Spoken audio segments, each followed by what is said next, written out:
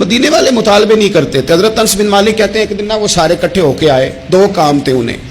ایک تو کام یہ تھا کہ حضور ہمیں اونٹ چاہیے, ہمیں اپنے کھیت سینچنے کے لیے, مال برداری کے لیے اونٹ چاہیے, اور دوسرا ہمیں نہر کھدوا دی جائے, کچھ پانی کا بندوبست ہو جائے تاکہ کھیتی باڑی میں آسانی ہو. وہ اپنے دو مطالبات لے کے نبی پاک کی بارگاہ میں آئے. کئی دفعہ کو آ جائے نا, کچھ لوگ آتے ہیں تو بندے کا دل کرتا ہے اس نے پتہ نہیں جانا کب ہے, اور کچھ آ جائیں تو بندہ کہتا ہے اتنی بھی جلدی کیا ہے, ذرا ٹھہر جائیے. کچھ لوگوں کا دل ہوتا ہے, کسی نے کہا تھا نا مثل تعویذ ہوتے ہیں کچھ لوگ, وہ جب بھی ملتے ہیں شفا ہوتی ہے. انصار آئے اپنی دو باتیں لے کے کہ ہمیں اونٹ مل جائے اور نہر کھدوا دی جائے. جیسے وہ آئے نا تو حضور کا چہرہ نور ان کو دیکھ کے کھل گیا, فرمایا مرحبا مرحبا, میرے انصار آ گئے. اور کریم فرمانے لگے انصار مدینہ آج تم جو بھی مانگو گے نا میں رب سے دعا کروں گا اور اللہ تمہیں عطا کرے گا.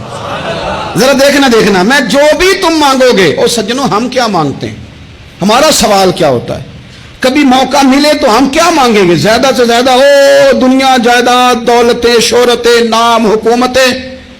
وہ گھر سے ارادہ کر کے آئے تھے کہ ہم نے اونٹ لینا ہے, نہر کا مطالبہ کرنا ہے. حضور نے فرمایا جو کہو گے نہ ملے گا. وہ کان میں مشورہ کرنے لگ گئے. تو کانوں میں مشورے کر کے پتہ ہے ایک دوسرے سے کیا کہنے لگے ہم تو آئے تھے اونٹ کے لیے اور ہم تو آئے تھے نہر کے لیے. اب کریم فرما رہے ہیں جو مانگو گے ملے گا, تو اونٹ بھی چھوڑو نہر بھی چھوڑو, حضور سے بخشش کی دعا نہ کرا لے. نبی پاک سے یہ نہ عرض کریں کہ سونے ہماری بخشش فرما دو.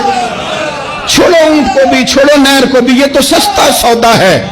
کریم سے وہ کیا کہا میرے اعلیٰ حضرت نے. فاضل بریلوی فرمانے لگے مانگیں گے مانگے جائیں گے, منہ مانگی پائے منہ مانگی پائیں گے. سرکار میں نہ لا ہے نہ حاجت اگر کی ہے. پھر کہنے لگے کون دیتا ہے, اور دینے کو منہ چاہیے, دینے والا ہے سچا ہمارا نہیں. اور واہ کیا جود و کرم ہے, واہ کیا جود و کرم ہے. شہ بطہ تیرا نہیں سنتا ہی نہیں. یہ جس طرح میں پڑھ رہا ہوں اس طرح بھی تو شعر سنے نا. نہیں سنتا ہی نہیں. کون, مانگنے والا تیرا, مانگنے والا تیرا. اور میں تو مالک ہی کہوں گا کیونکہ ہو مالک کے حبیب, یعنی محبوب و محب میں نہیں میرا تیرا. وہ چھوڑو اونٹ تو مل ہی جائے گا, بخشش کی یہ اخلاص ہے, یہ للہیت ہے.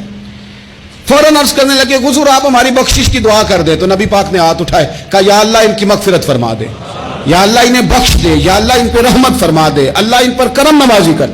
تو عزیز دوستو آپ جب مخلص ہو جاتے ہیں, جب آپ کے اندر للہیت آ جاتی, جب خلوص نصیب ہو جاتا ہے, پھر زندگی میں آپ محسوس کرتے ہیں کہ بہت ساری کرم نوازیاں قریب ہونے لگی ہیں.